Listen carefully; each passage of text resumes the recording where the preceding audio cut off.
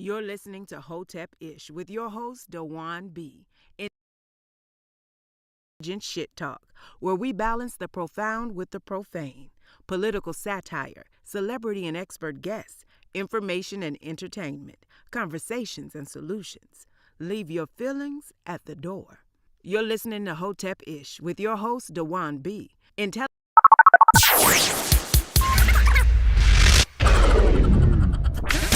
You're listening to Hotepish with your host, DwannBrown. Intelligent Ish Talk, Intelligent Shit Talk, where we balance the profound with the profane. Political satire, celebrity and expert guests, information and entertainment, conversation and solutions. Leave your feelings at the door.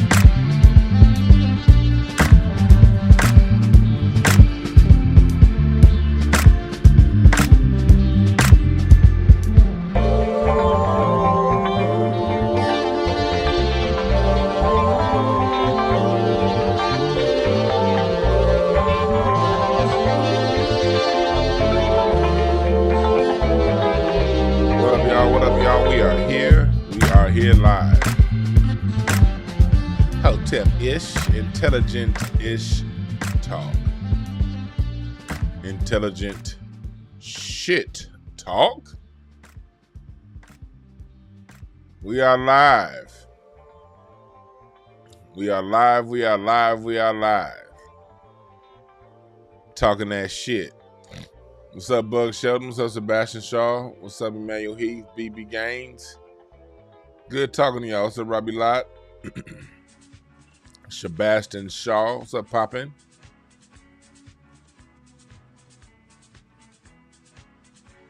Yeah, we are here. Bad Seed out here from Long Beach. Free Truth. What up, y'all? We are here. About to talk some shit. Hey, man, you know what? Let me tell you something. I like talking shit. I do. It's just part of the black tradition. You know what I mean?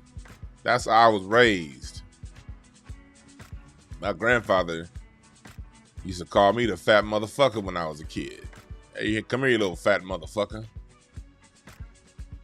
And then give me some wisdom. Come here, you little fat bastard. I just, the funniest people in your life ain't no damn comedian. It's your auntie. It's your auntie. It's your grandmama. It's your buck too fast cousin.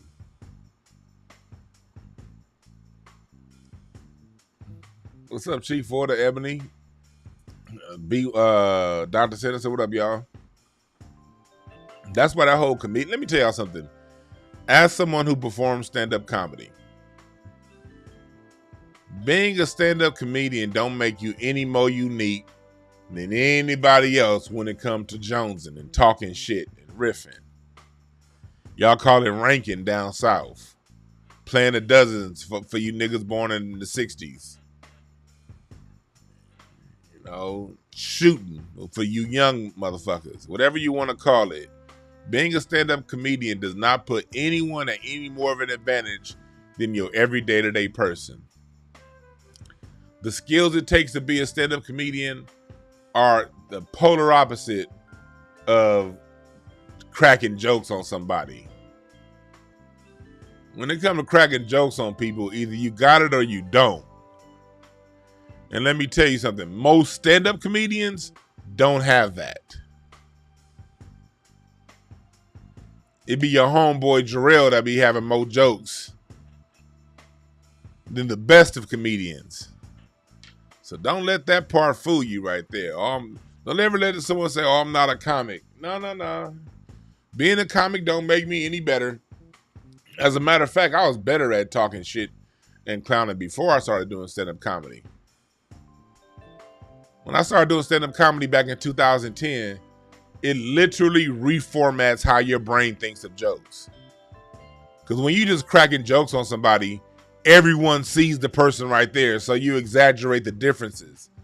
You exaggerate somebody's nose or the shirt somebody's wearing or the limp and they walk, and it's going to be funny.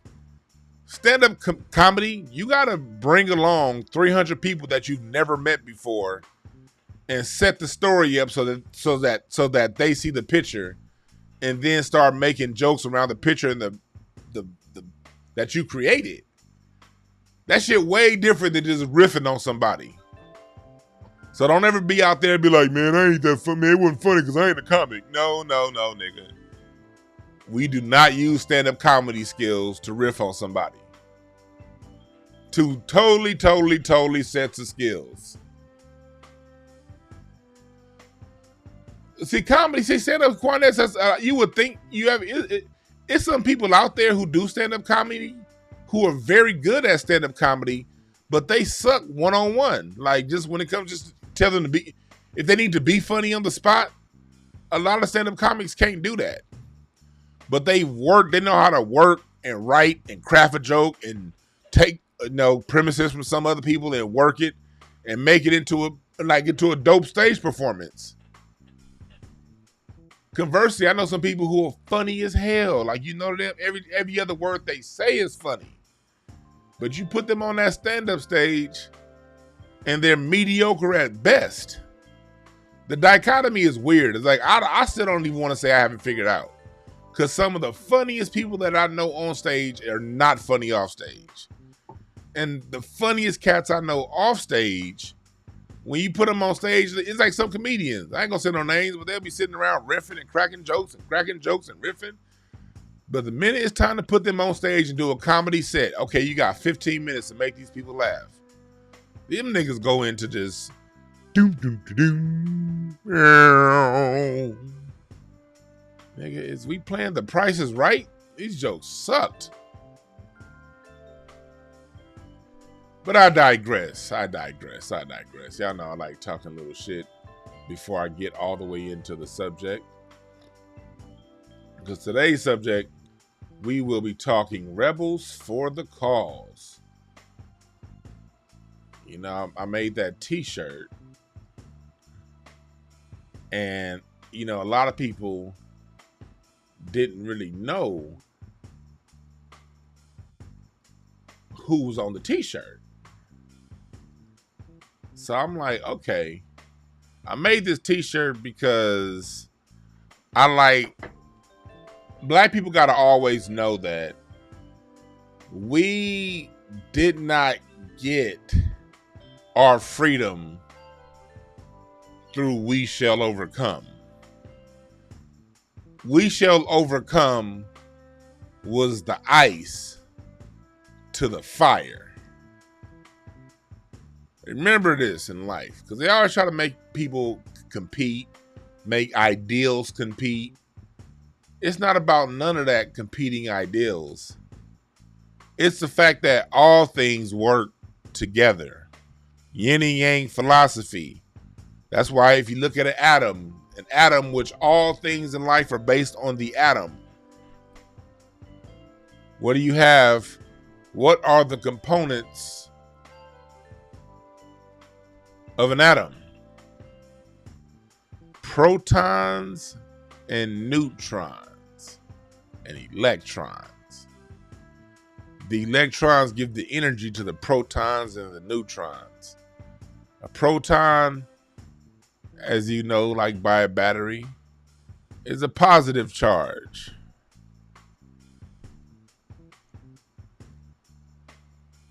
A neutron,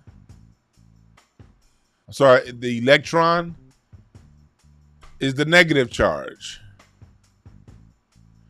The neutron is neutral. When you look at a battery, what do you get when you have a battery? You have a positive and negative.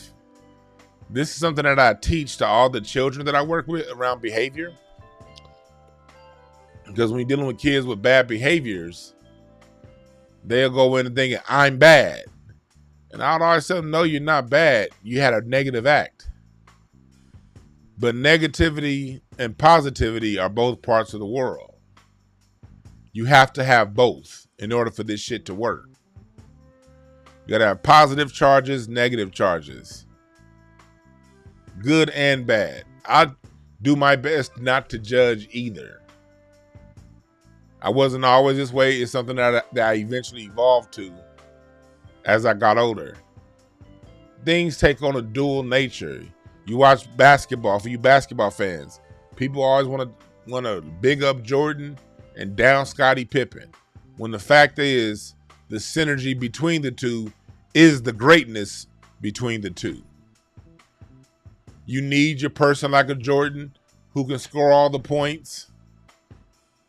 But you also need your Scottie Pippen who can run the offense and be steady. Kobe needed Gasol. LeBron needed Wade. He needed Wade to be the Michael Jordan of the team, to be the closer, to be the person that can bring it in. So LeBron can do what he does great, which is distribute the ball and be steady over 3.5 quarters. You dig what I'm saying? You need all of it. But in America these days, they get us fighting one over the other, good or bad. Oh, this person did everything, no one else did anything. And that's where people get fucked up. Just because you're the fan of one and not the other, you acknowledge all of one and not the other. And that's not how it works. Okay, I keep doing the wrong goddamn screen right here. There we go. Things all work in the dual nature in life. And no different when it comes to our history. You got those you have the diplomats. The diplomats were your Frederick Douglasses, Martin Luther Kings, even Malcolm X's to a certain extent. Those were your diplomats. But you also had the motherfuckers who weren't playing. They had them things ready and willing at all times to make it pop, make it happen.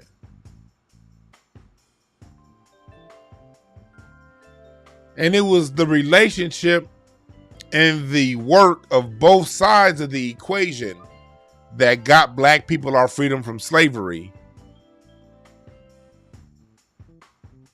our civil rights, and next up, total human rights, because we're not fucking with civil rights no more.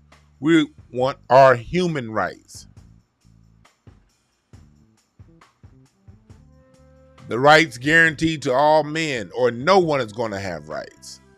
That's where we're headed to next, along with reparations. Reparations are going to finance our human rights. You've always had both through Black history. You've always had the fire and the ice. You've always had the warriors and the diplomats. But since them folks have been in charge of our history, we've only allowed them to show us the diplomats. We've only allowed them to show us the ice and never the fire.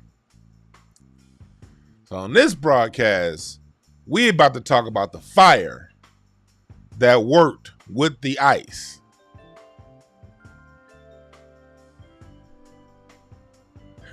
Bug Shelton said Gemini's rule. You goddamn right, Gemini's rule.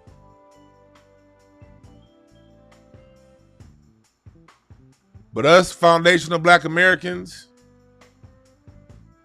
we are the only ones throughout the diaspora. Unfortunately, this is not nothing to brag about. Since the Haitian Revolution of 1804, we've always been the only ones that have had the fire and ice consistently over a 400-year period of dealing with this level of oppression. This is my call to all out there. I hope like hell my brothers in other parts of the diaspora and also us foundational Black Americans take a note of those of us who've done the work and those of us in the past who've done the work to pick up the mantle and know there's more work to be done.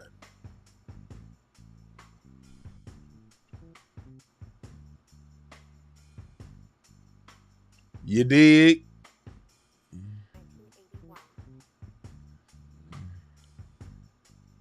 So let's break down the people in the shirt. I'll talk about some other people, but I'm going to break down the people that we have in the shirt, why I have them on there.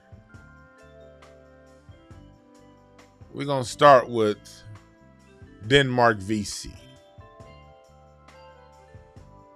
Denmark Vesey. Oh, no, actually, no. Let me go in the order of the shirt. So, yeah, it'd be easier.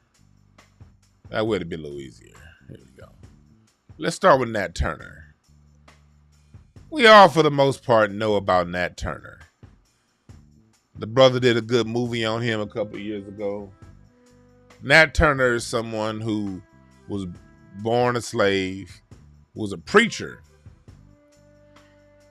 and he used the word of God, hallelujah, Jesus Christ, to whoop some ass. Jesus! That's for these niggas that run around talking about we need to get rid of Christianity is what holds us back, man. And Christianity, let me tell you something about Christianity. I'm going to tell you what John Henry Clarke says. Religion reaffirms that in which you already believe. So if you a coward motherfucker, you going to be a coward motherfucker with the Bible. Y'all know I don't really go to church no more. I don't really fuck with church like that because I don't like the way Christianity is being used. But I'm not against Christianity because it can be used for good, and it has been used for good. The problem with Christianity with Black Christians is this. See, when white Christians read the Bible, they read it from the point of view of them being God. That's what niggas don't understand. When the white folks read the same Bible you read, they're reading from the perspective of God. When Black folks read the Bible, unfortunately, too many Black people read the Bible from the point of view of being the slave, of being the child, the person God is talking down to. So you wonder why white folks use the Bible to go around the world taking and killing shit. It's because they see themselves as the conqueror. That's why the Bible works for them. We see ourselves as the victim, and we use it to maintain victim status. Nat Turner read the Bible and used it for good.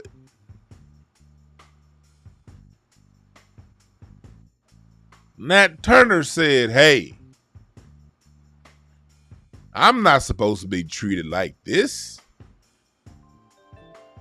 Nigga, the good and almighty God lives through me.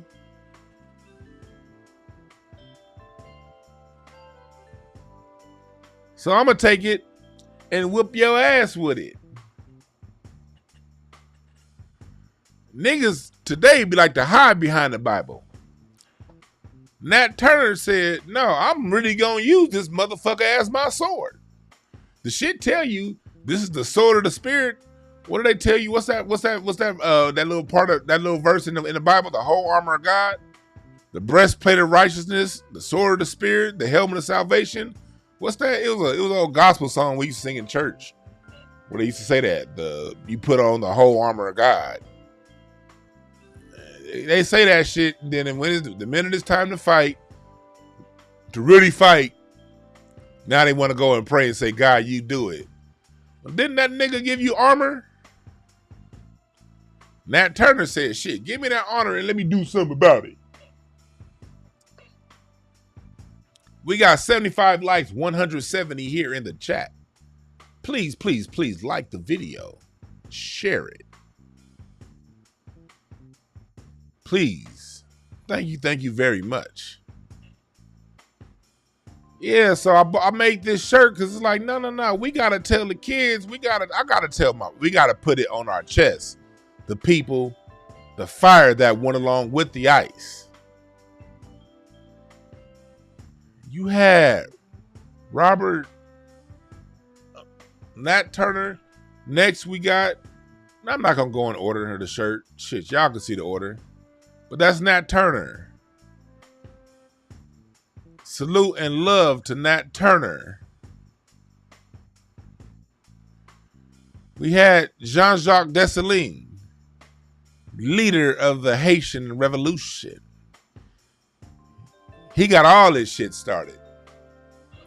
The Haitian Resolution, I said resolution.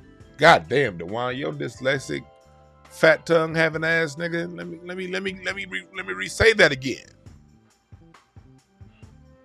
The Haitian Revolution. Jean-Jacques Dessalines. Whooping ass. Taking names later.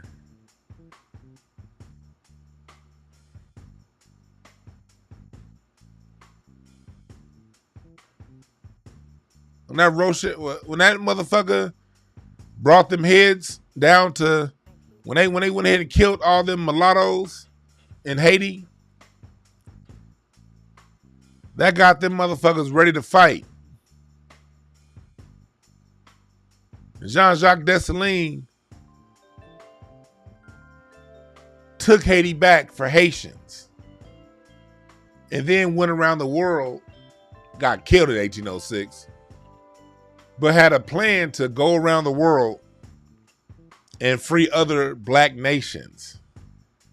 He did not ask for freedom. He took it.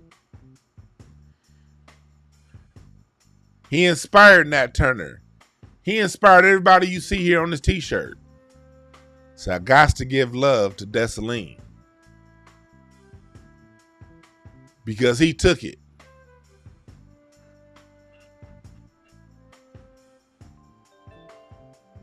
And we got Bass Reeves. Bass Reeves was no criminal. He was no outlaw. Matter of fact, he was the law.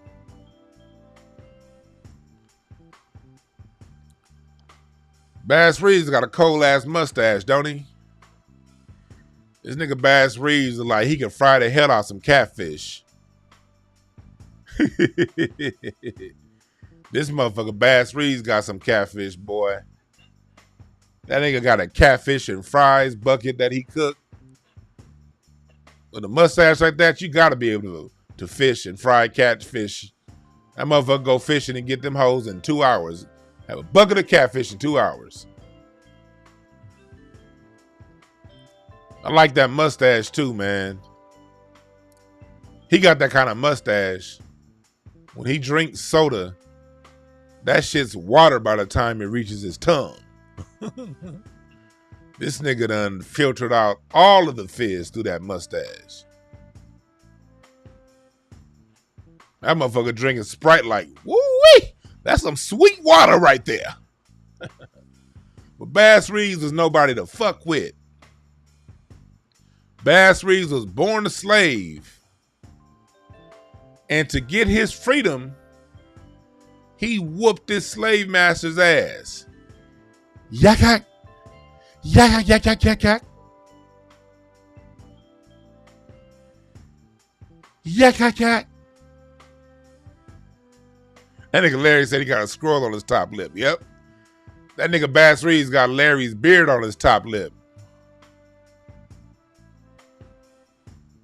Oh, Bass Reeves look like he can whoop your ass in dominoes too.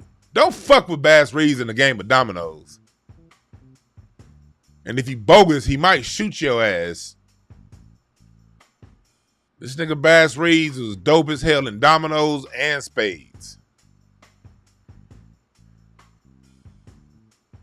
Don't fuck with Bass Reeves in dominoes or spades. He'll whoop your ass in the game and then whoop your ass for calling bogus. He beat his slave master's ass and took his freedom. They got you thinking a lot of these black people were sitting around waiting on emancipation. It's a lot of black slaves that whooped ass and got their own freedom. Oh shit, I got one of my clients calling me.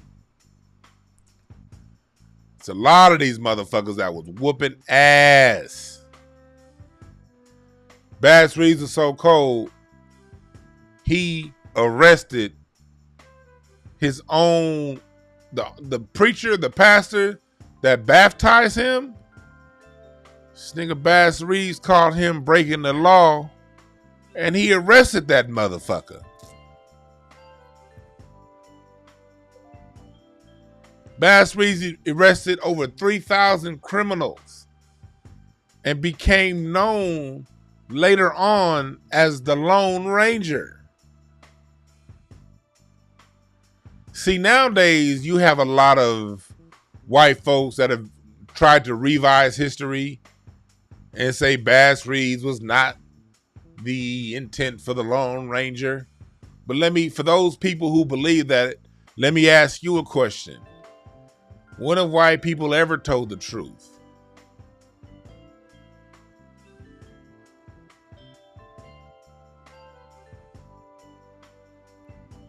I'll leave that for you to answer. You can't wait on them to verify their bullshit. You gotta see it, know it, and stand on it. We gotta have a new rule. It's called the I'm black and I say so.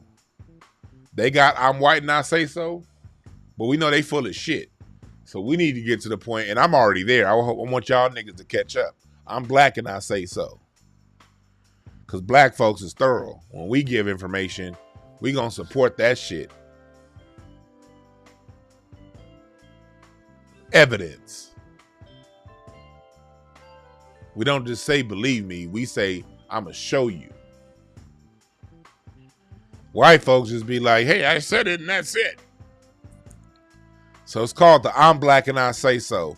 I want y'all to start hashtagging that shit on Twitter. I'm black and I say so.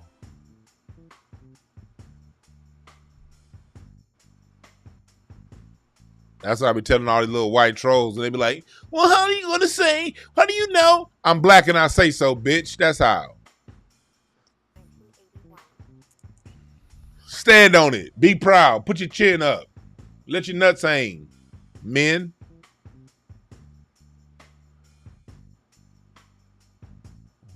Women, just stand in it. All a black woman got to do is stand in her truth, and the rest of the world has to follow suit. Why? Because she's the world's first teacher. No more of that. I need white people. I need you to admit. That's been the problem with a lot of us black folks. We've been waiting on white folks to admit some shit. We've been waiting on white folks to come clean. Black men, when we stand on it, when a black man stands on something, who name one species in this world that could push us off our square? Name one. When the black man stands on his square, who can touch us in anything? Because it seems to me, when I look at history, every time we are unmoved and we're convicted in what we're doing, we as a people, we win. That's right. Untucketh thou nuts. Yes. I'm black and I say so. That's all the fuck we need. In speech class, we used to call that the power of fiat. You know, fiat is whatever you make up. That's imaginary. Money is fiat. But if you ever take an introductory to public speaking or a debate course, they're going to talk to you about the power of fiat. That's basically the power of making shit up. When you make shit up, when you make it up and say it is so and stand on it, and you get a second leader and you get a group to stand on it, you can get others to bend to your will. What do you think made Donald Trump so powerful? What made Donald Trump powerful was his power of fiat. Donald Trump didn't have no substance. He don't have all the money that he claims. Donald Trump is a brand. It's a brand mostly owned by the Japanese and the Russians. Because through his bankruptcies, he's had to sell off equity in his name. He puts his name on buildings built by the Japanese, by Russians, by the Chinese. He doesn't build that shit himself. He's a brand. And when he was in office, he would just say whatever the fuck he wanted to say and stand on it. And millions and millions and millions and millions of people follow. That's use of the power of fiat.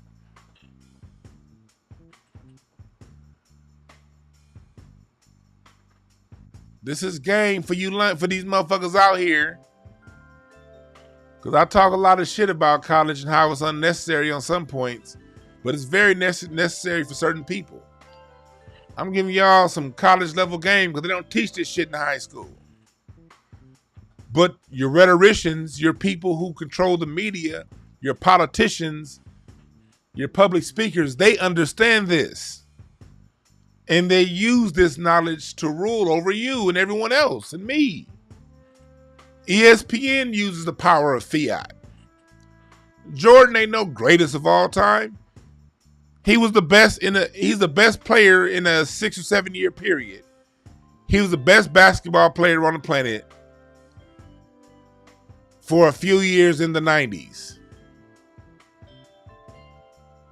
So they don't talk to you about Wilt. They don't talk about Magic.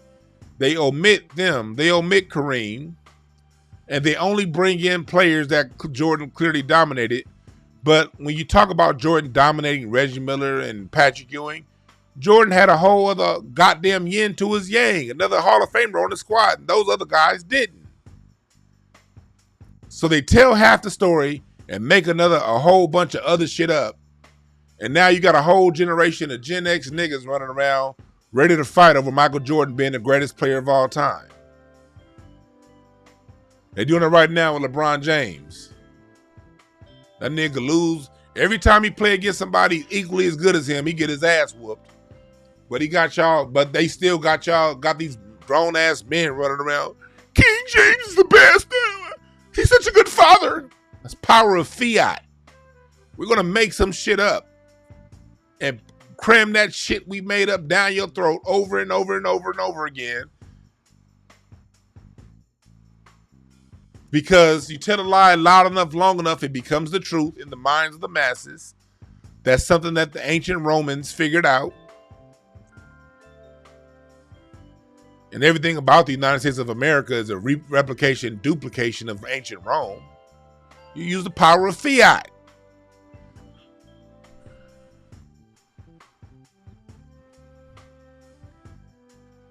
Larry made a good post on Facebook earlier talking about Ice Cube being greater than Jay-Z. And I agree. Ice Cube made literally he made an album that started the fucking 92 riots in LA. Give that nigga his credit. Ice Cube made music that started a movement. I mean, a physical movement. With niggas in LA, if you listen to the Death Certificate album, that was 6 months before the LA riots. Right after the Latasha Harlins incident, where that Soon lady only got 6 months probation for shooting her. He told y'all this shit was coming. He said, you can't turn the ghetto into Black Korea. He said, I want to kill Sam because he ain't my motherfucking uncle.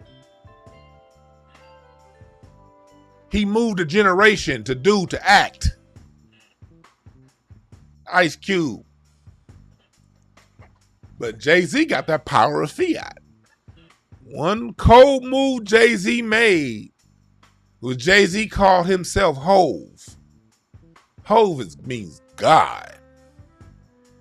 Jay-Z called himself Hove, and in every song, every album, Jay-Z reminds you of the statistics of his previous album. I won 2 Grammys, sold 6 billion. He's been telling you he's a billionaire for about 15 years, even though he probably still isn't, because music money is a shell game. Any fool that believes what they tell you about what a music artist is worth deserves to get their house stolen from them. Like, you ever hear about these people who get their house stolen from them? Like, how did your whole house get signed away under your nose? That's you niggas that believe what you read when you hear music numbers. There is no bigger shell game when it comes to moving money around and false numbers than it is music numbers. Whatever someone says they're worth in musically, they probably have cash on hand. 5-10% of that is what they are, what they got. Music numbers is a shell game. But Jay-Z puts it out there. Jay-Z understands the power of fiat. He understands the power of calling the people who are into Christianity, into faith. What do they say faith is? Faith is calling the things that be not as though they were. For you motherfuckers that read the Bible. It's also for you motherfuckers that be trying to tell me to get back into the church. I probably know the Bible better than you, so chill, nigga, chill. Chill. But when the Bible says, call those things that be not as though they were, that's the power of faith. That's the power of fiat. Fiat is faith. Faith, fiat, nigga. Life and death is in the power of the tongue. You put it out there. You stand on it. Because language is just symbolism. That's how people are like, don't call me black. Don't call me the N-word. I'm not an N-word. I'm not a nigga. Well, if you're the kind of person that believes the white person's connotation of the word nigga, then you have to own that. That's you willingly accepting someone else's definition of a word. Don't argue with me. Study language and then come back to me and tell me I was wrong. See, I don't say shit to where y'all can argue with me. I go back to the books. I go back to the fact. I go back to the information, to the science of things. And you can argue with the science if you don't like it. Power of fiat, faith. It's all the same thing. You speak things into existence. For you metaphysical motherfuckers who watched that movie, The Secret, that's what The Secret was talking about.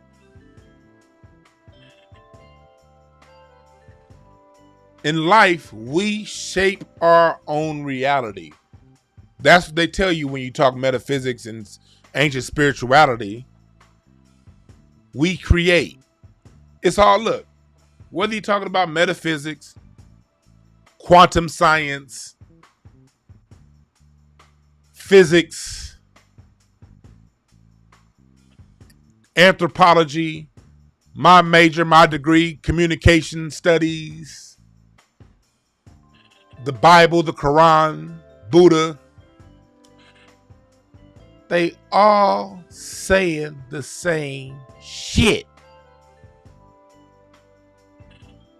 They're all physical and spiritual teachings to show you how to behave in this life.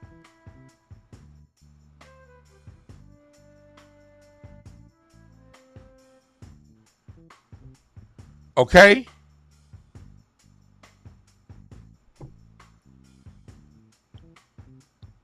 Thank you for the Cash App. Han Ali, I appreciate it. Thanks, BB, for the Cash App.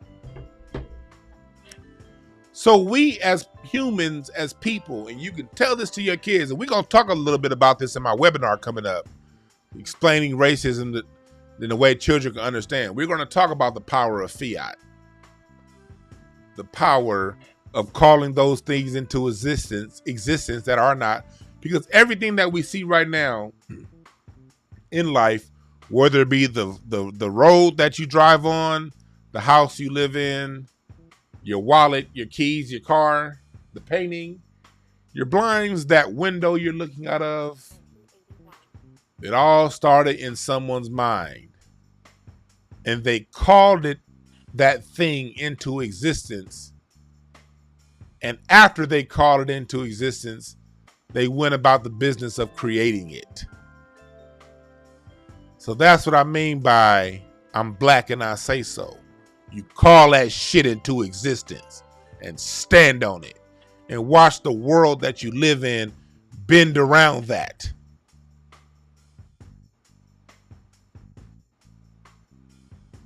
White folks have no substance to back anything that they say. They just say it and stand in it. And most niggas and non-black white people around the world bend the knee to it. And for you niggas that go around talking about, that's because this ain't our language. No, shut that shit up too. You've been speaking English for 10 generations, motherfucker. This is your language. Hell, you've been speaking English longer than the majority of the white people here in this country have been speaking English. Do you know the majority of white people who live here are Germans? Germans that immigrated during the 1800s to fill out the Midwest. They weren't speaking English 200 years ago. They were speaking freaking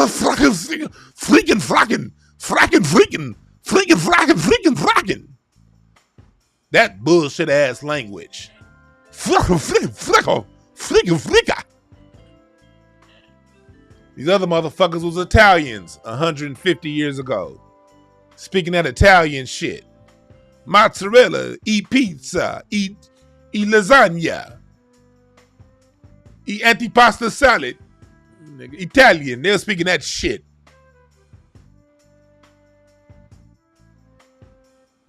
Freaking.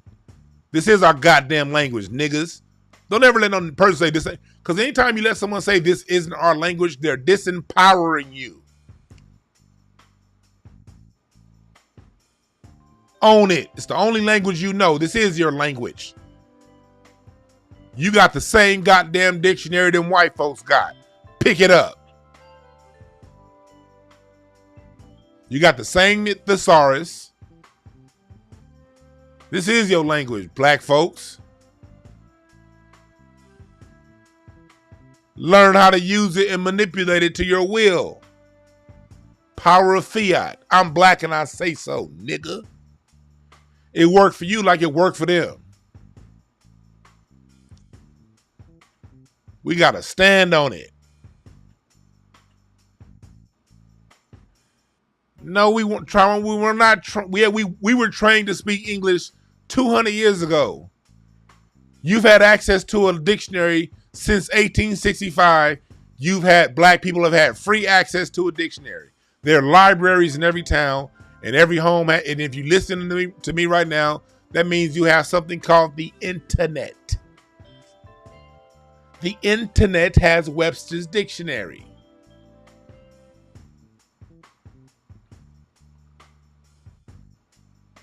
You give them too much power when you talk about them training us. Yeah, they did train some of your ancestors. And those ancestors lived so we can thrive. How disappointed would our ancestors be if we were still hung up on a hang up that they had 170 years ago? Your ancestors will slap the shit out of you. Man, do an ancestor meditation and let your ancestors talk to you real fast. Tell your ancestors, man, we still ain't got freedom, man, because you know what I mean? They trained us on how to speak the language, and this ain't our language. Nigga, your great granddaddy Cephas gonna come to you in a cloud of smoke and sock the shit out of you for that bullshit ass excuse. He gonna be like, great granddaddy Cephas gonna be like, nigga, that was me that didn't teach how to read. You got the internet. What the fuck is your problem?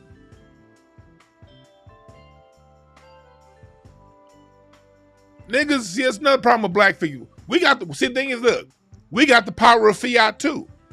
And we've been using the power of fiat.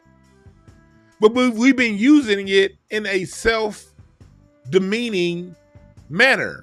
We have not used it for our service. We've used it for our detriment. Repeating cliches. Well, they trained us how?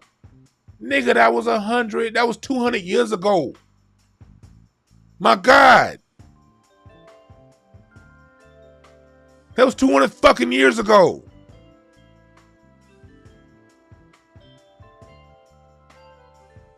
But our elders, unfortunately, and their elders, unfortunately, have allowed these things to be passed down. At the same time, they'll hand you the Bible. See, that's why when I was in the church, I'm a different kind of motherfucker that dealt with that Bible. I had to leave the church because when I read that motherfucker, I saw something different than what they was telling me. When I read that scripture that says, faith is the evidence of things hoped for, with the hope of things hoped for, evidence of things not seen, I was like, shit. I remember I was like in a second grade. So I was like, so you mean tell me I can have faith that I'm gonna get better grades in school? And Jesus gonna help me? That's what I used my Christianity for when I was a kid. That's what I used it for when I was in church heavy. Whenever I feel a little bit of fear, I will say God has not given me a spirit of fear, but of power, love, and a sound mind.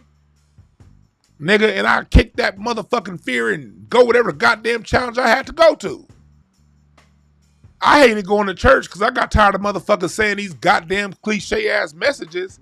But then when it came time to live it, all of a sudden, well now, you know, Jesus gonna handle it now. Well, I'm like, hold on, didn't Jesus say that call the things that be not? And that's where church fucked me over. I'm like, man, I can't deal with you niggas. I cannot deal with you niggas. Doing all this goddamn faith talk until it's time to have faith. Which takes me to my next representative on my t-shirt. Denmark Vesey. Talking about faith. Another person who used the power of the church to revolt against this bullshit ass system.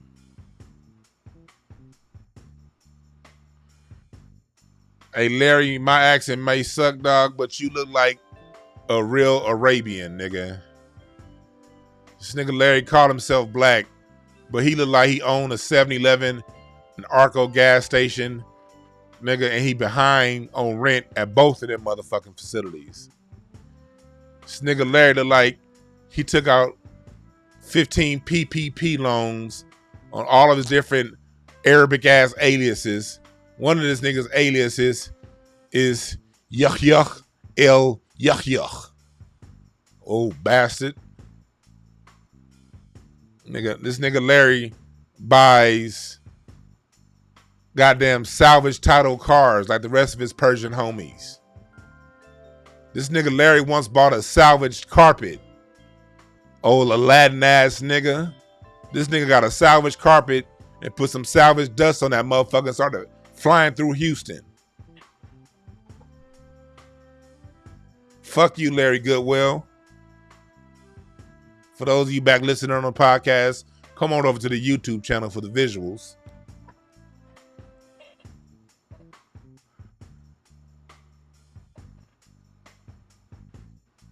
Denmark Vesey. See, for the kids listening, look, let me tell you something. This for people who let their kid listen. There's the reason why I cuss around kids. Because cursing around kids, teaching kids, it teaches them context, time and place. One very, very, very, very, very, very, very, very, very, very important lesson to know through life is time and place and context. Code switching. I can say this around my friends, but when I'm around grandmama, I better not say that. Because when you get a job, when you grow up, young people listening, yeah, it may be cool to say certain things around your friends, but if you go to work and say those same things, they're going to fire your ass. So you got to know time and place with everything. Everything has a time and a place. And the best time to learn that in context is when you're a young person. No, you little young motherfucker, you can't cuss. And you better not ever curse around adults. Ever. Have that respect. Adults, know that kids aren't stupid. You don't have to hide the world from the kids. Now, you don't want to expose them to pornography. No, hell no. You don't want to expose them to that Dwayne Wade kid shit. They had that little baby at a damn gay parade with sausages getting slung around 30 feet from where that little boy was standing. You don't want that. You don't want that sexual stuff, that sexual confusion at a young age. But as far as information, especially information that's going to have them grow, kids ain't stupid. Kids are smart as hell. Matter of fact, kids be laughing at, I be working with my kids. Kids be laughing at how dumb they think the adults be. Cause I be like, man, you be over it. Yeah, I know your mom says you can't be doing this, but I know you be doing that shit. And them little niggas will fall out laughing. Cause for every little password that you think that you done put on there thinking you doing something, these little smart little geniuses done already found whoopty whamps to whatever you trying to stop long before you even figured out that program was a thing. That little motherfucker been knowing how to jailbreak that since. Let me stop giving up the little kids' secrets. See, I work with children, so I know what these little bastards be doing.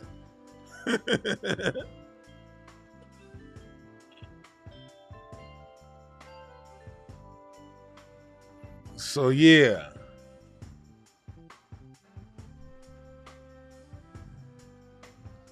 Nigga Larry said Jesus ain't real. Especially that, I know that Jesus picture they got with it. I know if Jesus was real, he wouldn't have that sorry ass shag that they be giving him in that Cesar Borrega picture. Y'all know Cesar Borrega is the model they use for Jesus. The real Jesus, if he did exist, I can guarantee you he didn't have that horrible ass shag. Yeah, they got that motherfucker Jesus looking like goddamn Mel Gibson in Braveheart with that long, in Lethal Weapon with that long ass shag.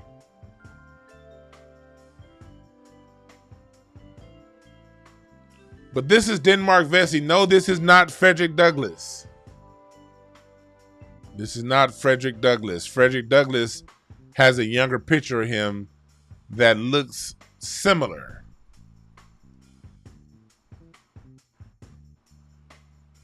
There is a picture of Frederick Douglass at a young age that looks similar, but you niggas sound like white people over here talking about, that's Frederick Douglass. No, that's Denmark Vesey. Here's a picture of a young Frederick Douglass. Yes, they look alike, but that whole Whoopty Whamp conch hairdo, I guess, was a thing of the time. Niggas back then liked having that part with the hares who swept over it. To the right is young Frederick Douglass. To the left is young Denmark Vesey. Let me say that again. To the right is young Frederick Douglass. To the left is young Denmark Vesey. The reason why Denmark Vesey is on this shirt is because y'all know that Mother Emanuel Church that Dylan Roof, little bitch ass Dylan Roof shot up.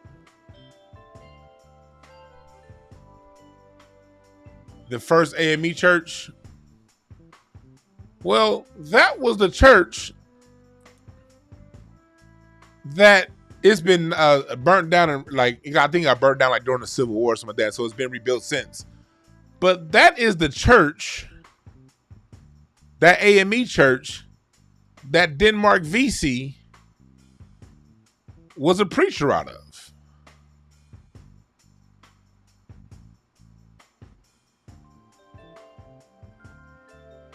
The Mother Emanuel Church. This is the new building. This isn't the same exact building they had when Denmark Vesey was in it. But out of this church is where he planned to revolt. Denmark Vesey had over 9,000 people ready to go to revolt against the slaves masters of South Carolina. He had a plot to seize the city of Charleston, South Carolina. Had 9,000 motherfuckers ready to go.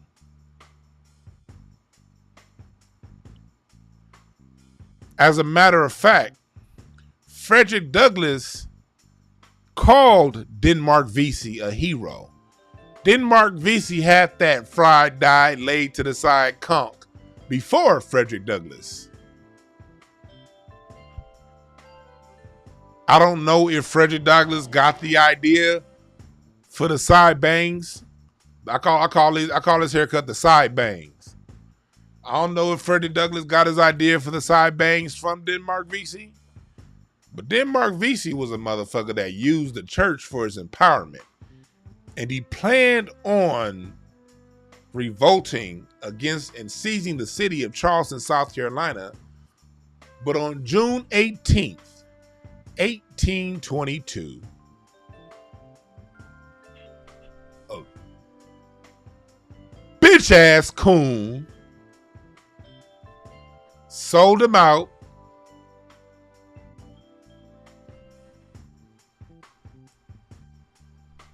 told the slave master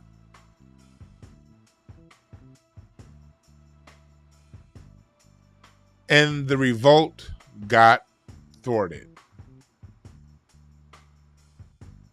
No revolt because of a motherfucking snitch. No revolt because of a snitch. It's always snitches fucking things up. It's always, that's why black folks, you can't work with all black people. Just because somebody's black that don't make them good enough to be around.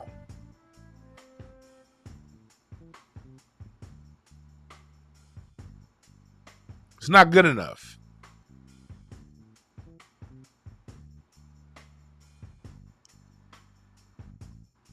It's not good enough. Our society is full of black people who and I'm pretty sure it might be something that be listening to this shit on the rebroadcast. Of course, none of you in the live chat. But it's somebody listening right now, listening to what sounds good. This is information porn to them. But then, first of all, I'm not going to be someone. I'm not over here planning no goddamn revolt. So it ain't nothing for nobody to snitch on me. You can go and tell with your white friends anything I'm talking about. I don't give a shit. This is just information. DwannBrown is not starting nobody's revolt. Hell no. I am nobody's leader. The last thing I want to do is be a leader in a group full of snitches. Black folks ain't got enough. We ain't got the snitches out of our midst enough to be to even want to lead anything. I ain't leading shit.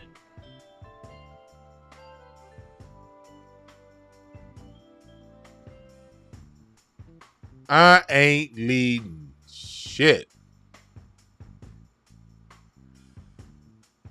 Because we got a whole bunch of George Wilsons and Joe LaRoches around here. George Wilson was a mixed race slave that went back and told on Denmark Vesey.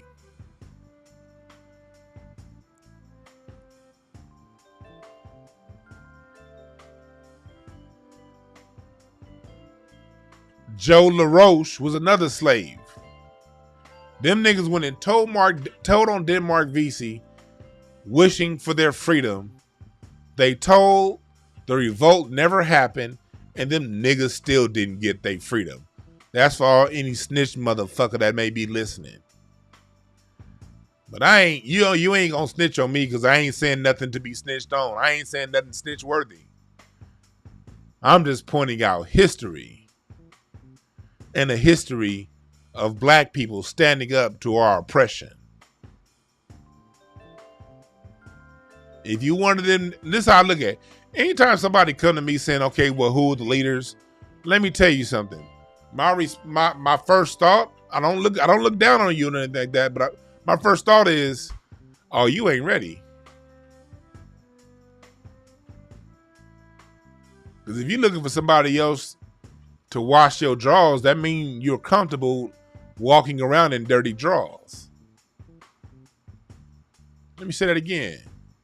If you're running around looking for somebody to wash your drawers, that means you're all too comfortable wearing dirty drawers. You gotta wash your own drawers, folks. You gotta till your own field. You gotta grow your own fruit. You are the leader that you looking for, nigga. In other words, these people that I'm pointing out, they didn't look to the left and to the right. They led themselves. And through leading themselves, through having courage, and through being that, their names will live forever. Mind you, a lot of black people don't know about these people because mainstream history is never going to tell you, but their legacies are so strong it don't matter. Their legacies are so strong, we're going to find them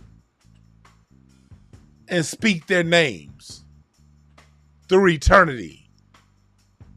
Denmark Vesey was hanged 199 years ago. July 2nd, 1822 is when he was hanged. But he still lives. And those motherfucking snitches, don't nobody remember them hoes. The problem is their descendants still live amongst us. So when you niggas talk about we need to come together, you probably got a motherfucking George Wilson standing right next to you who look like you, talk like you, but in this whole time in his mind, he can't wait to sell your ass out. That's why you your own motherfucking leader. Dylann Roof used this church as an example. He went and shot this church up on Juneteenth for a reason. Do y'all know the day that Dylann Roof, June 17th, which is my birthday, the reason he shot that church up that day? Because he knew it was that day that Denmark Vesey was having his final meeting in that church to plan the revolt. He knew that that was also Juneteenth. See, one thing, the news will tell you a little bit. The news will tell you the part about the whole Juneteenth. But they won't connect that dot to Denmark Vesey. The white supremacists are very symbolic. They're very symbolic in everything that they do. He went to the place, the largest slave revolt in American history was planned on the last day the nigga was in that church. To the date. To the date. That was no coincidence.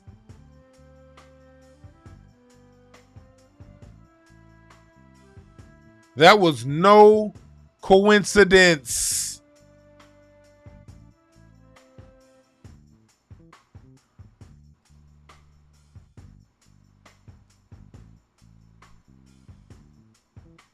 That degenerate motherfucker knew exactly what he was doing.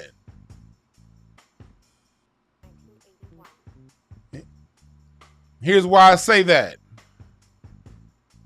Look, this is a picture of Dylan Roof. He has the Rhodesian flag on his jacket. These white boys study history. Rhodesia represents King Leopold and one of the greatest genocides in African history, in world history. Far larger than the Holocaust of Nazi Germany. They celebrate.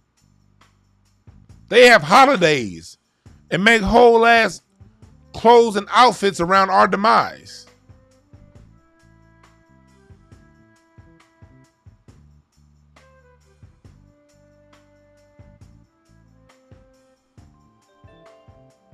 Remember that. It's a very significant church. And he also, there was an elected official that got killed in that crowd. A state senator that was killed.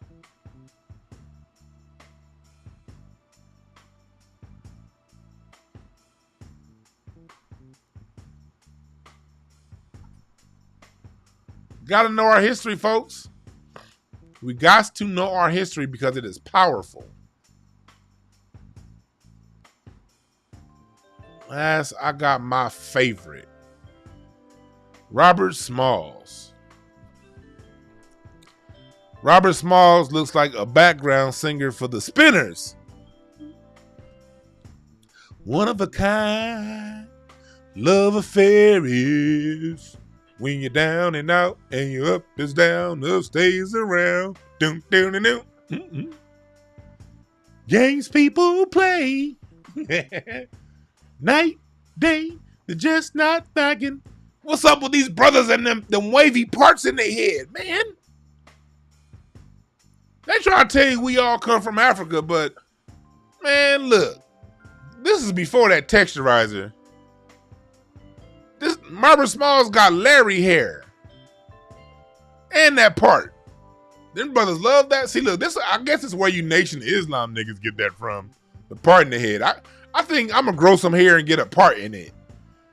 It seems like every brother that grow up and kick ass from Denmark Vesey to Farrakhan got a part in their head. I might grow some hair and put a part in that shit so I can represent the lineage right. Now, I can't really grow hair on top of my head like that. I'm gonna get one of them man weaves, the shit you insecure niggas be wearing, the little hairline, the little hairline hats you niggas be wearing. Yeah, that's what I'm gonna get a hair hat. I'm gonna get a hair hat and I'm gonna have them part that shit down the right side. So I gotta have a Denmark Vesey / Robert Smalls / Frederick Douglass / Farrakhan.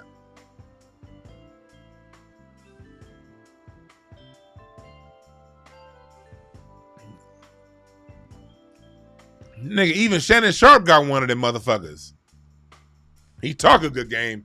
I don't know if that nigga's about living it, but he definitely talk a good game.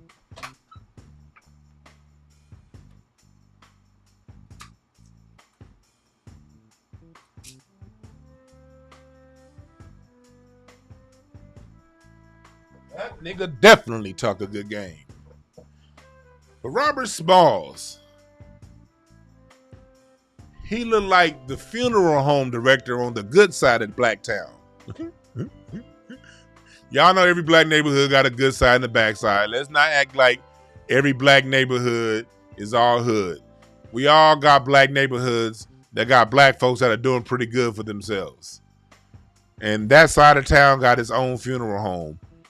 Here in LA, that was Angela's funeral home.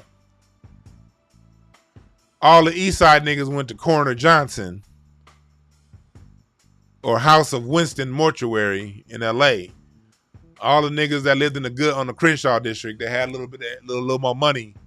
They all went to Angela's funeral home. Angela's funeral home is where they are on Boys in the Hood. When that cop pull his gun out and say, "You think you tough?" That's in front of Angela's funeral home on Crenshaw. Robert Smalls looks like the funeral director at the good funeral home in the black neighborhood. Like, shit, you go to him, your Uncle Body gonna be right. Auntie Glodine gonna have her makeup right. Aunt Mabel gonna look good in that casket when she go to this motherfucker's funeral home.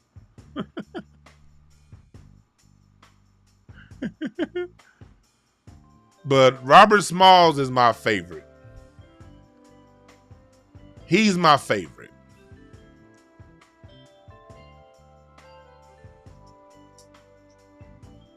He's my favorite.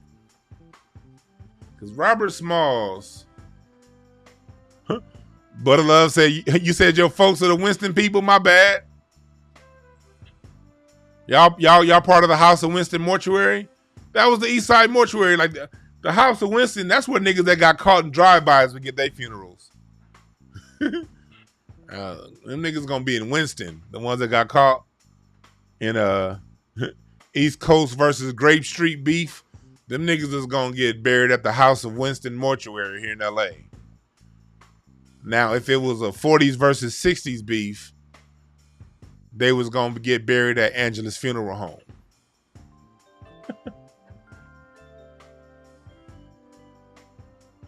Yeah. But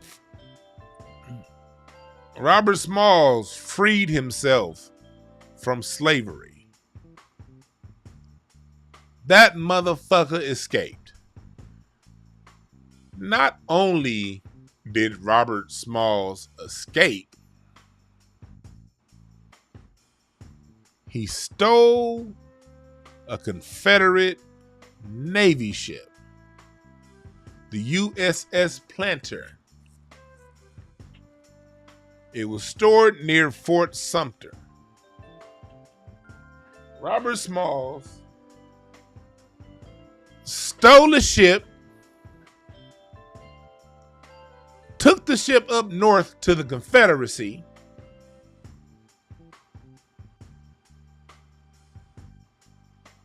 enlisted in the Union Army, but before he enlisted in the Union Army, he convinced Abraham Lincoln to enroll black soldiers in the Union Army. Robert Smalls recruited over 5,000 black folks to the Union Army. The Union won because of that. Oh, but before he even did that, Robert Smalls went back down into Charleston and got his fucking wife and his homies. He rescued his wife and his homies during the Civil War. Then after he did that, he bought his slave master's house and died owner of the house he was born a slave in. But before he died, he ran for Congress and won. Robert Smalls did it both ways. He did it forcefully by gun, And he also did it politically by running and winning for office. This is for you niggas running around talking about some, well, English isn't our language. You got a motherfucker who was born a slave and said, okay, well, whatever it is, I'm going to use it to win.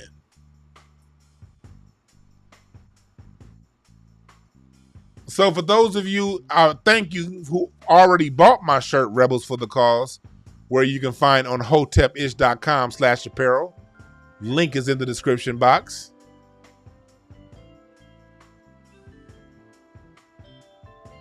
I made it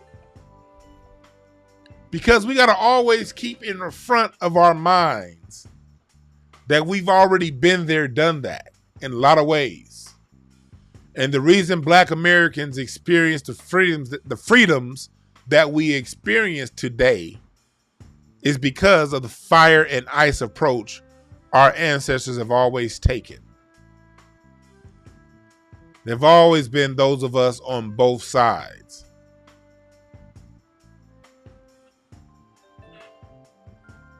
But we live in a society that teaches you subconsciously that it's only cool to exalt one side, to give one side credence, to give only one side credibility. Nothing is one. Everything takes an attack on multiple fronts.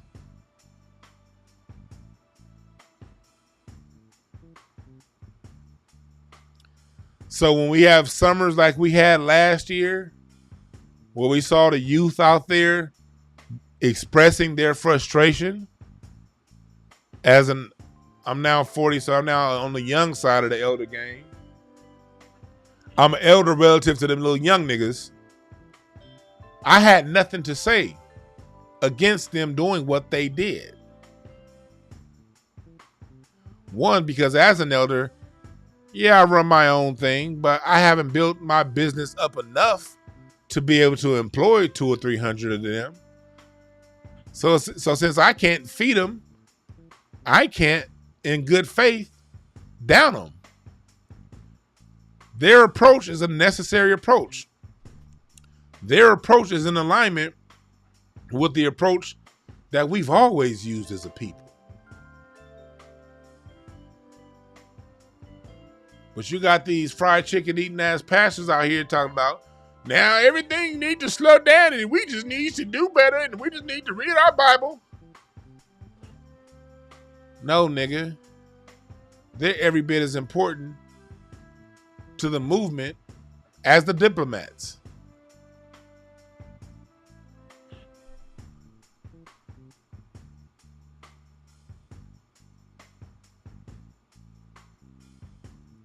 You dig what I'm saying?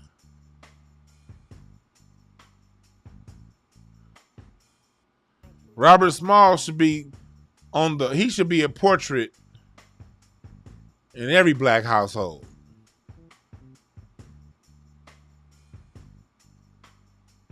We all need to know who he is.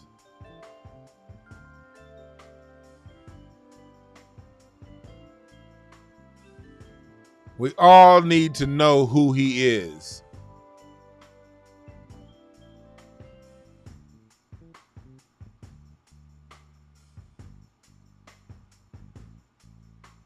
You dig? I can't say church was the worst thing that happened to black folks, because black folks were enslaved before the church was a thing. Do you know that in the early days of slavery, they wouldn't even allow black people to go into the church or to have any kind of church doctrine? We go back to the 16 and 1700s during slavery.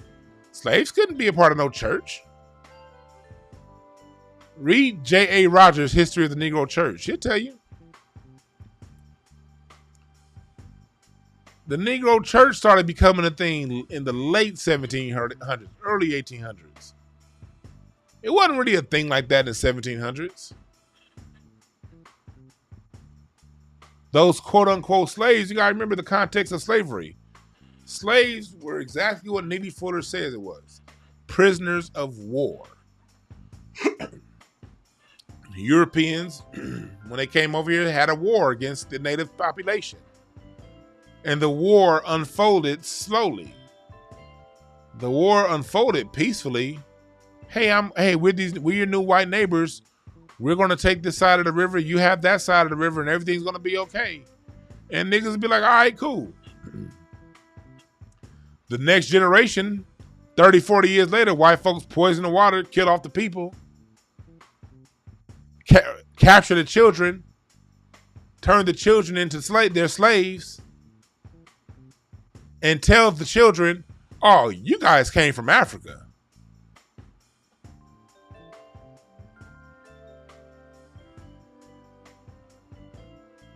If people just got off a ship from Africa, how would they know where to plant the cotton versus where to plant the squash? This is a whole new fucking soil to them. No, they had wars with the local people. Whoever they didn't kill, they kept enslaved.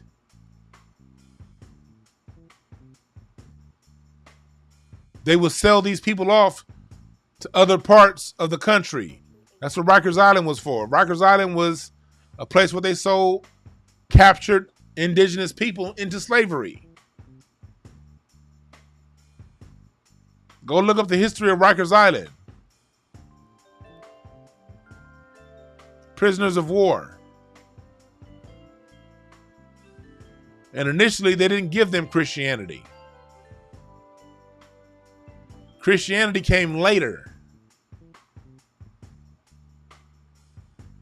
Christianity came later. Okay?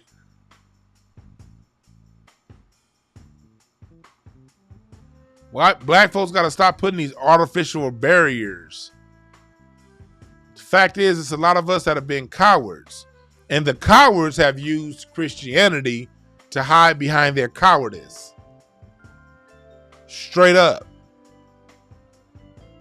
People who are already cowards use their religion to remain cowards. Let me say that again.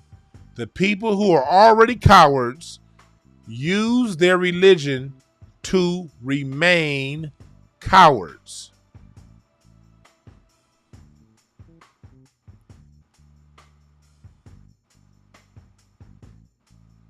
Jay Adams said, so we're not from Africa. No. There are some people who are from Africa. There are slave ships who came to America. Yes, that is in fact true. The estimated number is in a ballpark of 400,000. But out of the 400,000 that came from Africa, the majority were men and children. Very few women.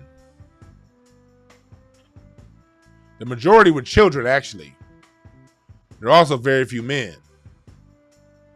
The majority of the 400,000 that came from Africa were children.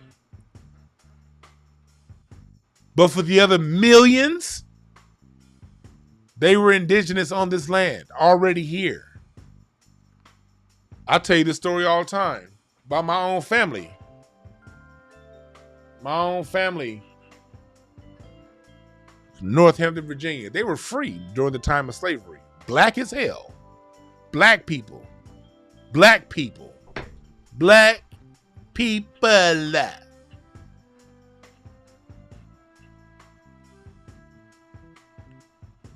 Let me show y'all something.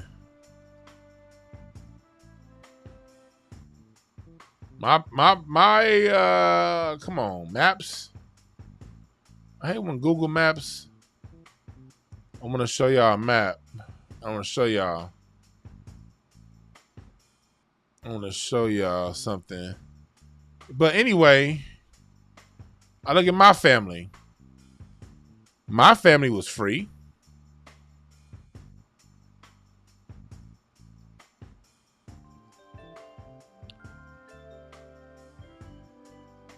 They were from near, let me see here. Here we go. Got it. Let me switch screens.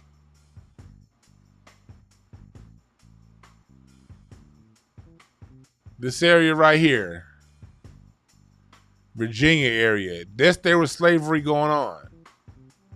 Over here, you have the Great Dismal Swamp, where a lot of black people were escaped to hide out. A lot of free black, and Teresa's gonna talk about this next coming movie. If y'all want to know more, I talked with Dr. Randy Short about this on my show about 3 or 4 months ago. We talked about the Great Dismal Swamp and all the black people who would escape from slavery and go into this swamp and live free during the time of slavery. But also here in this area, where my cursor is circling, that's where my family is from. And they were free throughout the 17 and 1800s. In 1830, because what was happening was you had enslaved black people and you had free black people. Black people do certain things. You had slave patrols going around. And what they tell you about slave patrols, they make it seem as if slave patrols' only job was to capture escaped slaves. That was part of what they did. But also what slave patrols did was they captured free black people and sold them into slavery. That's where you get that movie 12 Years a Slave. So my family was in this area until 1830. Mind you, this is when slavery was at its height.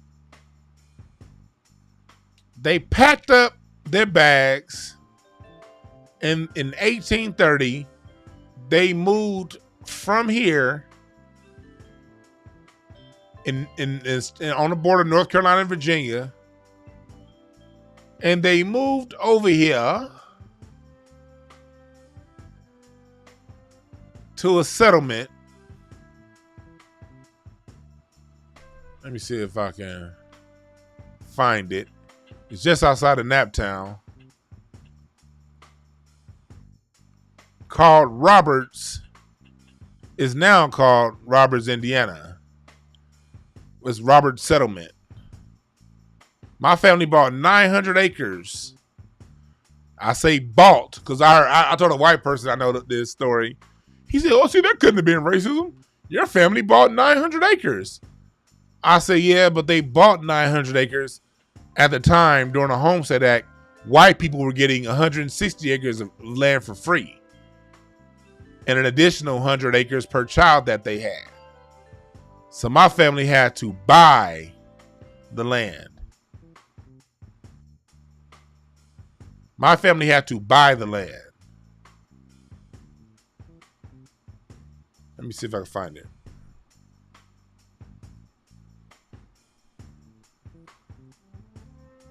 Here we go. Maps.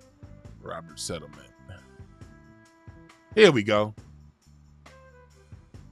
Here we go. Here we go. I'm going to show it to y'all right now. Layers. There we go. Here's the land right here that they still own to this day.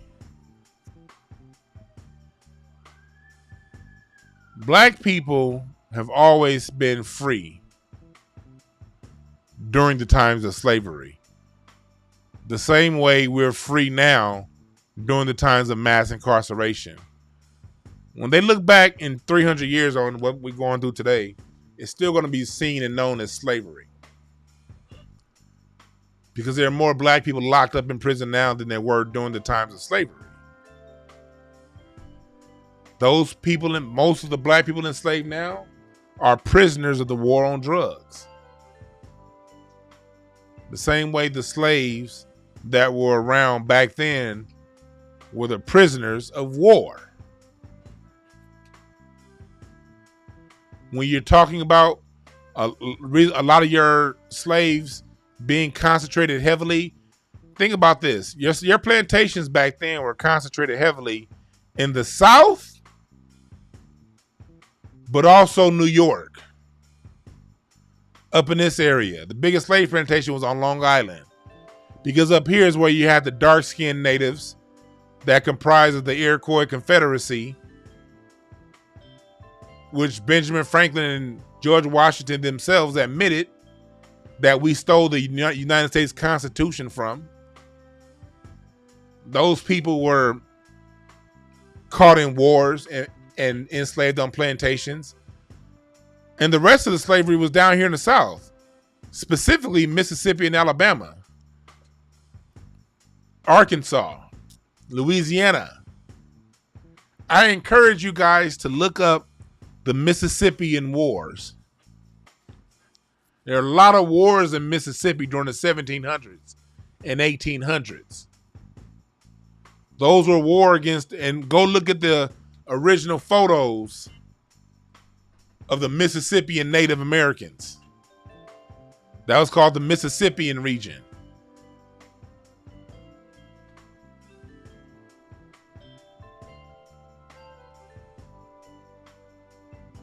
Your Mississippians looked a lot like, it's hard to Google now because Google has in the last 2 or 3 years especially successfully whitewashed their images. Where you used to be able to Google these black images like that, nowadays you got to go back into the books because Google has successfully whitewashed the images of these people.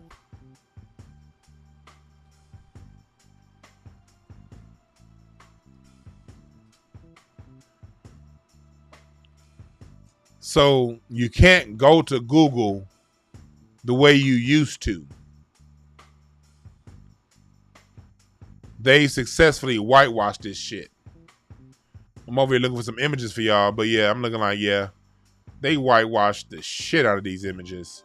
And I've been noticing that shit over the last couple years. But here's a drawing of here's an early drawing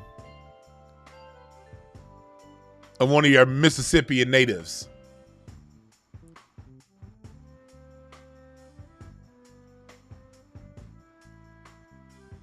Them niggas look like Samuel L. Jackson.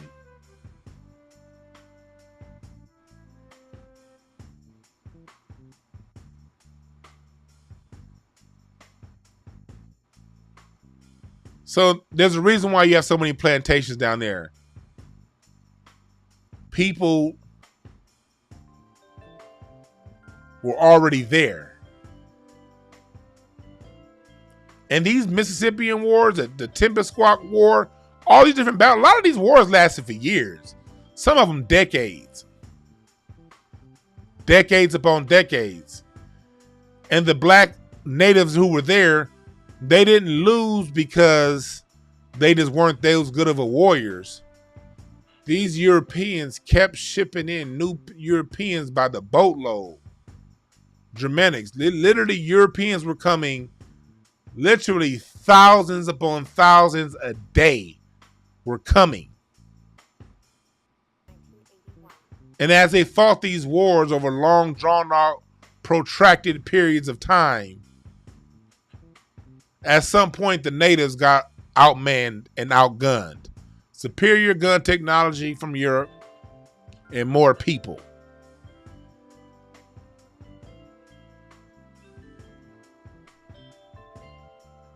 See, when they tell you the history of slavery, they tell you one small slither of it.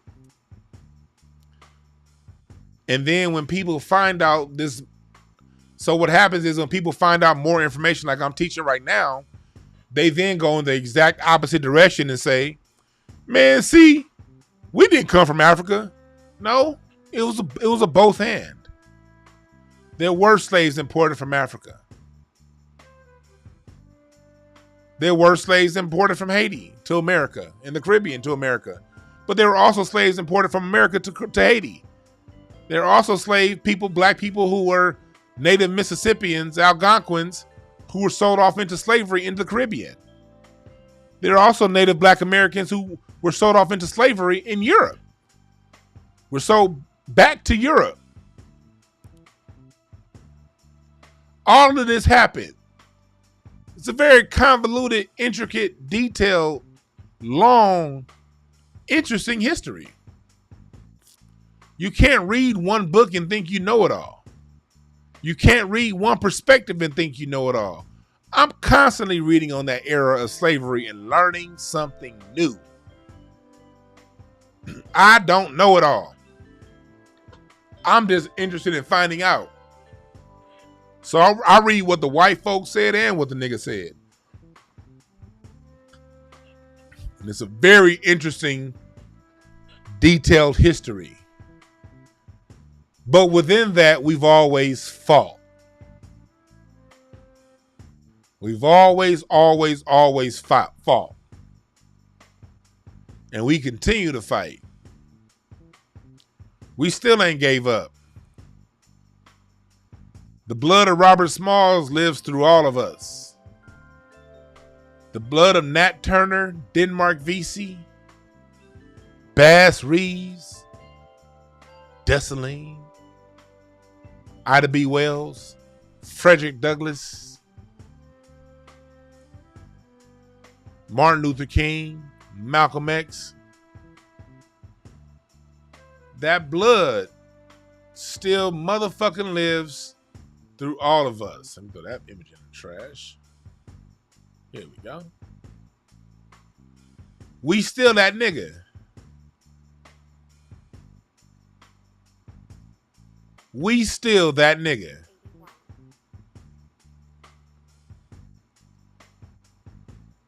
We just got to remember it. We've been lied to about our history for so long, we kind of forgotten who we are. I bring programs like this to remind us of who we are.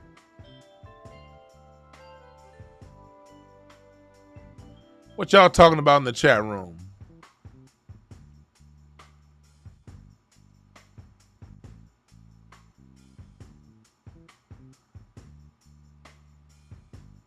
I don't play that everyone from Africa is from Africa technically game. I don't play that game.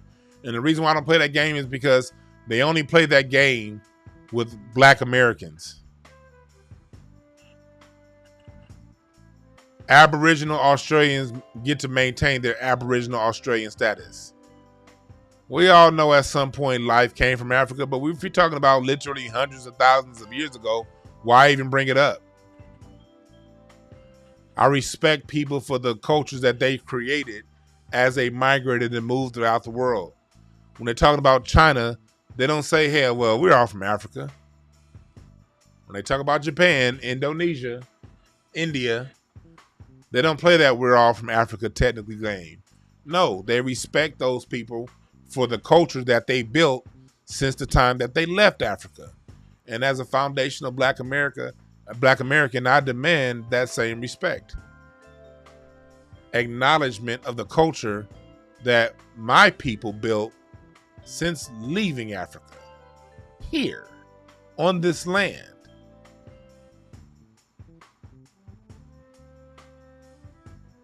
Not going to minimize the contribution of the foundational Black American to the diasporas. From here.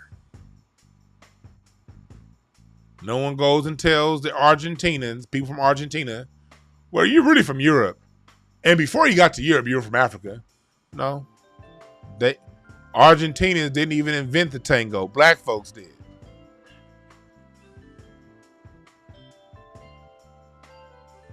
We got to go back to using the power of fiat for our advantage, for our good.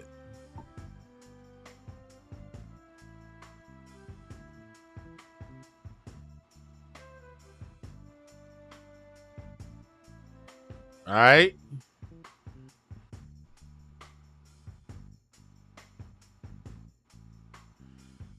Dark Knight asks, who are these light skin? The people that they call Native American today they're Mongoloids. They migrated from Asia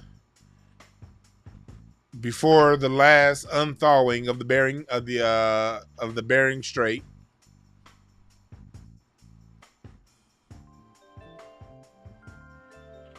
And the Mongoloid came to America by the way of Asia.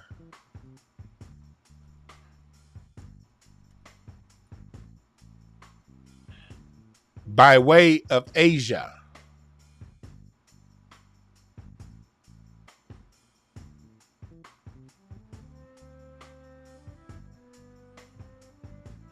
They came over a few thousand years ago. And there were a lot of wars.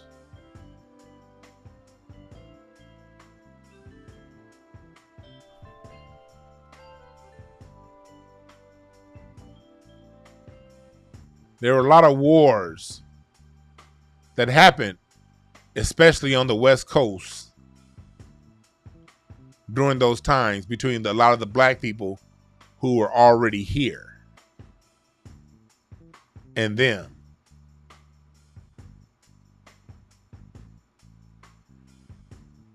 They started moving here about 10,000 years ago, give or take 5,000 or 6,000 years. That's who that is. But when they came here, according to their own words, they met the people who were already here. Even the Mongoloid Native American tells you they came to an occupied land.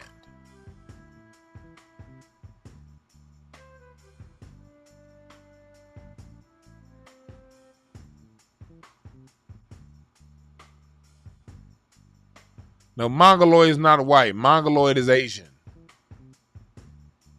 It's an Asian phenotype.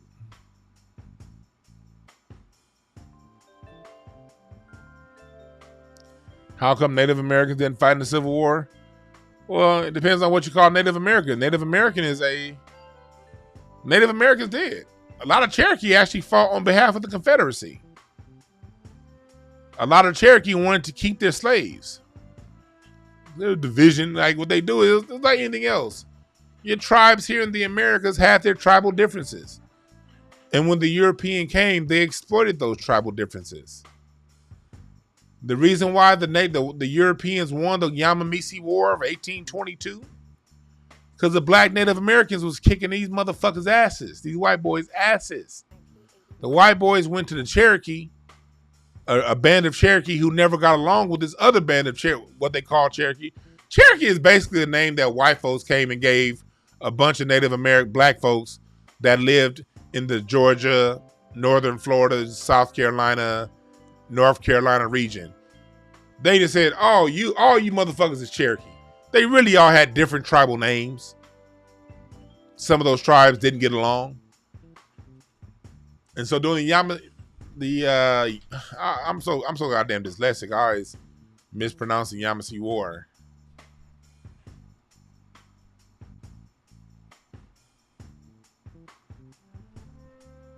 The Yamasee War was 1715 to 1716.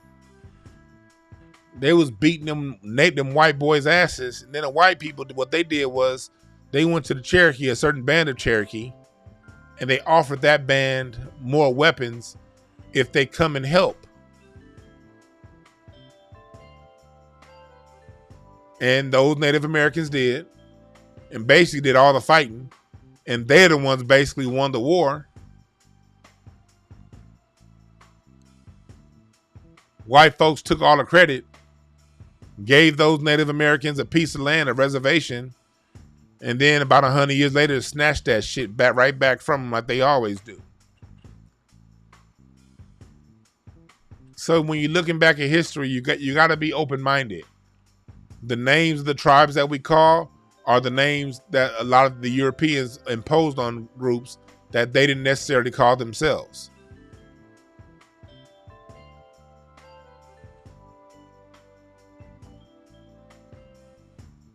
A lot of natives were cool with these white boys. I told y'all before, during the Iroquois meetings, they openly accepted George Washington and Ben Franklin into their congressional meetings. And that's where the whole concept of Congress was taken from, which I'm going to do a whole nother broadcast on that. Just whatever you think of slavery, I'm not going to say it's wrong, but whatever you think of slavery is probably 2% of the whole story. Let's say everything you think of slavery is 100% true. Because there is truth in everything that you hear about slavery. Yes, white people did enslave black folks. Yes, black people did come from Africa. But that whole story that we hear about slavery now is probably 2% of the whole story. Maybe 2%. Maybe is what we know about slavery. Maybe 2%. So when you hear people bring in more information, it's not to say your information is wrong, but it's to say that slavery was a system that existed in multiple colonies through a long, protracted period of time. And within that, there are a lot of nuances and differences. There are some similarities, but there are also a lot of differences. So your point of view as a listener is to keep an open mind.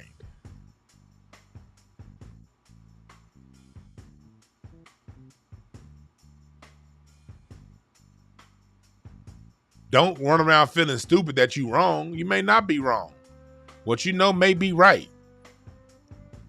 But that's a very small part of everything else that's right too.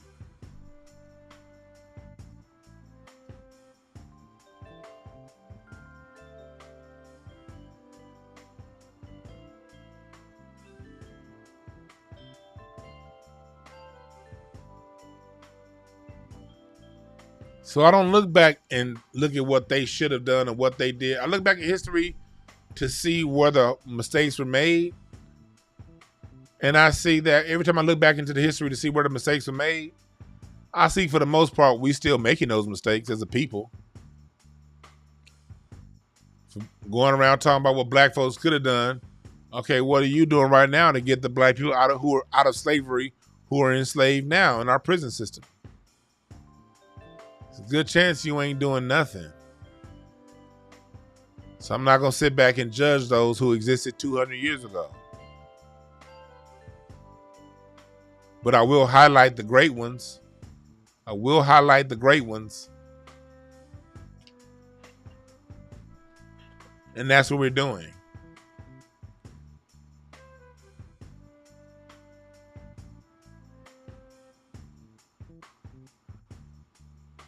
Let's see what y'all talking about in the chat room. You niggas arguing in the chat room?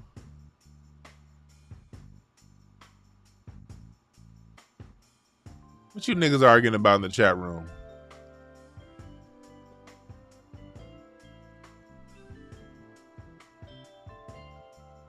I've been going back and forth for a while. I'm not about to go back to the beginning of this debate.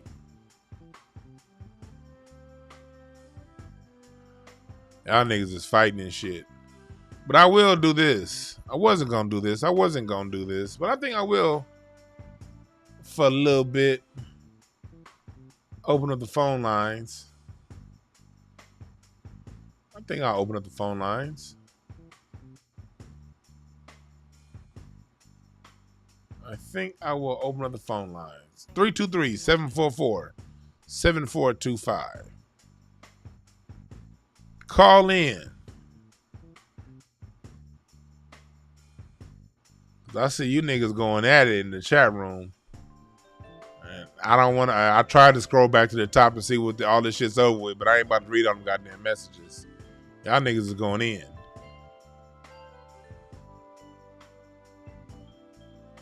Of course, our elders. That's a good question. Do you think our elders cared about? The first order of survival was self-preservation. Of course, they were thinking about themselves. But they're also thinking about the survival of their children. They were thinking that if I die, my children die. So a lot of our elders were thinking the best way to save their children was to be alive. All right, cool. We got a caller. What's up, caller? What's your name? Where you calling from? Oh, I guess that caller hung up. Call back, caller. I tried to answer for you. Okay, here we go. What's up, caller? What's your name? Where you calling from? And please turn the sound off in your background. What's up? Yes, sir. My name is Delano. I'm calling from Niagara Falls. Wait, hold on. Let me get my sound up. Go ahead. Here, let me turn this dryer off. Okay. Yes, I said my name is Delano, and I'm from Niagara Falls. Calling back. Oh, what's up, brother? Hey, what's up, sir? I just wanted to, say thank you, I guess, and show my appreciation for when you go into the history of black people in America. I think, in my estimation, once people realize that we were here way longer than slavery, to say the least, and we get to get our mind around the fact that this is our land, like this is our land, and we can get that spirit of claiming within us strong. So I just love it when you speak on that history. It does that for me. So thank you. Yeah, I appreciate that, man. Thanks for the call. Yes, sir. Have a good one. You too, bro. That's right. We gotta claim it. We gotta claim it. We can't. It's time for looking at what other people are doing is over with. Don't look to the left and to the right. Look in the mirror. And Google is actively scrubbing the images because images of Native Black Americans used to be all over the place on Google. They used to be everywhere. These images. Google over the last 2 years have been scrubbing this information. The same way they scrub YouTube of all those Dr. Sebi videos. And Dick Gregory videos. And Neely Fuller videos. That's why I have an external hard drive, man. If y'all out there, do what I do. Get them videos and save them, download them Neely Fuller videos and whatever you can find on Dr. Sebi. Old Tariq broadcasts if you have to, and save them on your external hard drive. Don't put them back out there. Don't take nobody's monetization. That's nothing new. But the old stuff, you got to save that stuff and put it out there, that Bobby Hemmett, because YouTube is doing their best to scrub all that shit. What's up, caller? What's your name? Where you calling from? How you doing, brother? My name is Joseph, calling from the Los Angeles area. Oh, what's up, Joseph? How you doing, brother? Just real quick, when I look at history, I look at it as a way of, just reflecting on what took place in the past, obviously, and what can I do to make sure that it's not going to happen again. And it's funny that you mentioned... spoken like a true LA nigga, but go ahead, brother. What happened? I said, spoken like a true LA nigga. Go ahead. All right, no problem. I read this book called Bury My Heart at Wounded Knee. You ever heard of it? Yeah, I've heard of that, yeah. Yeah, well, anyway, in the book, it mentioned that the Cherokee, as a matter of fact, they owned slaves. Yep. And I had no idea, and that blew my mind. I mean, so that was something that I had recently learned about. And when I initially learned about it, I was just like, wow. So they took advantage of the commodity of slavery. And it was just like what you said earlier. I think you said that slavery was it was an opportunity eventually. Yeah. Is like, okay, they took our land. It's okay, but what we're going to do is we're going to take advantage of the slave trade because they seem to be making a lot of money out of it. So we're going to make some money too. And that's why you read Dr. Claude Anderson's book, Black Labor, White Wealth. His lawsuit right now that he has against the government is over the 1866 treaty, because after slavery, the Cherokee were still holding on to their slaves after slavery. And the United States government forced them to let us go and then pay reparations. That reparations was never enforced. And they still owe the descendants of the black people that they enslaved that money. So yeah, that's an active lawsuit going through the court system right now. So yeah, the history is very deep and it's very convoluted. And I always tell people this: white Americans aren't that creative. They're playing the same games now that they were playing back then. They're deceptive, but not creative. They were going to one tribe and playing one tribe against the other. And when it came time to clear out the West, look, we as black folks, the reason why I never celebrate the Buffalo Soldiers is because the Buffalo Soldiers were a group of black people who killed a lot of Native Americans to open up the West for these white folks. That's exactly the part that some of us played in this role. You know what I mean? Exactly. No doubt. And yeah, brother, thank you for your history lesson. And also, I highly recommend that people read Dr. Claude Anderson's book, Black Labor, White Wealth, because he opened my eyes to a lot of things that I had an idea about, but I didn't know about, if that makes sense. Yeah, brother, man. Thank you for the call. No problem. Have a good one. Yeah, that's how we are in LA, man. The whole point of history is to see what happened in the past and not do that shit again. What happens when you drive down a certain street to go to work every day? You already know where the potholes are, right? Because you've been down that street. I know in LA when I drive down Western, as I approach Slauson, it's going to be that big ass dip on the right side of the street heading north down Western as I cross Slauson where the buses are. Because I got a history of driving down that motherfucker often. So I'm able to avoid the BS and getting my car messed up because of the history.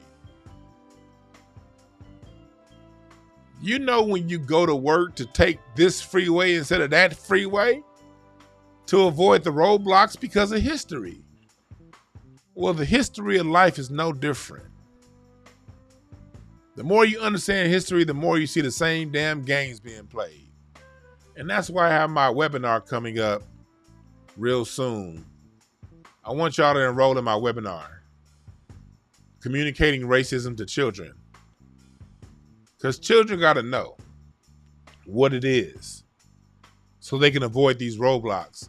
They're already running into racism every time they turn on their Xbox. PlayStation for parents. The PlayStation is better than the Xbox. Let's just say that the PlayStation. I'm a PlayStation guy,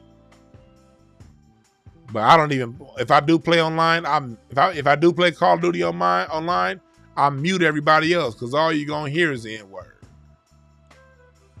I'll be listening to music when I play online. Your children already confront racism every time they go to school and deal with those racist ass teachers. Your children, when you're next to you, fathers, they feel your asshole pucker up when the cops come drive right past you. Because all black folks, all black men, we do it when the cops go by. Your asshole pucker up a little bit. You get a little bit nervous. Your children pick up on that energy. The last thing you want to do is lead them to draw their own conclusions. You want to show them what it is. Because these little kids are smart as hell. When you show them and communicate to them openly what it is, they'll figure out their own solutions. Even as a 7-year-old. These little kids are smart as hell. So I created this webinar because I've been doing this work for over 20 years, working with families one-on-one.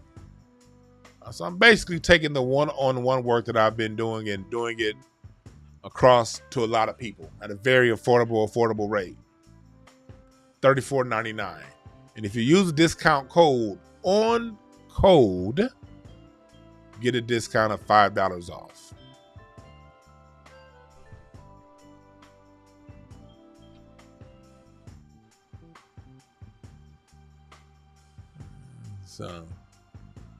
So yeah, we are here.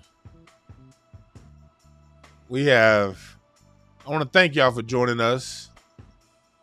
I see y'all having a good ass conversation up in the chat room. I don't know what the fuck y'all talking about.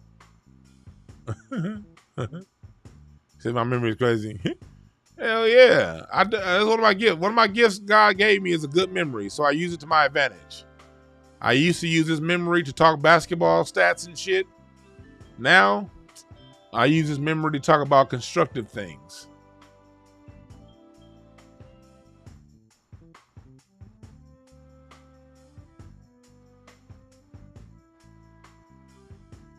You know what I mean?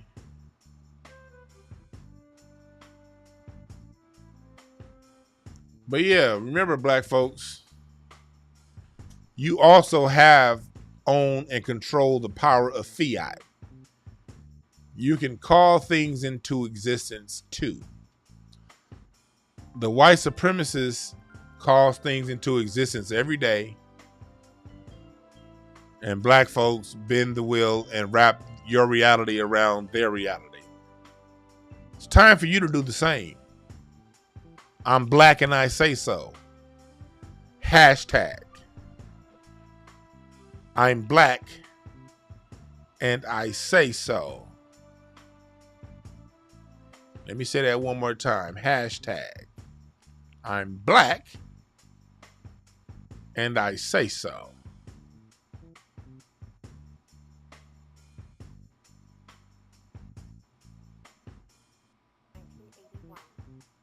My name is Dwan B, and remember this. There are no perfect messengers, only perfect messages for those who are willing to pick up the game. My name is Dwan B. Thank y'all for joining. Please share, comment after the video, comment on the video, and y'all have a good day. My name is Dwan B. I'm out.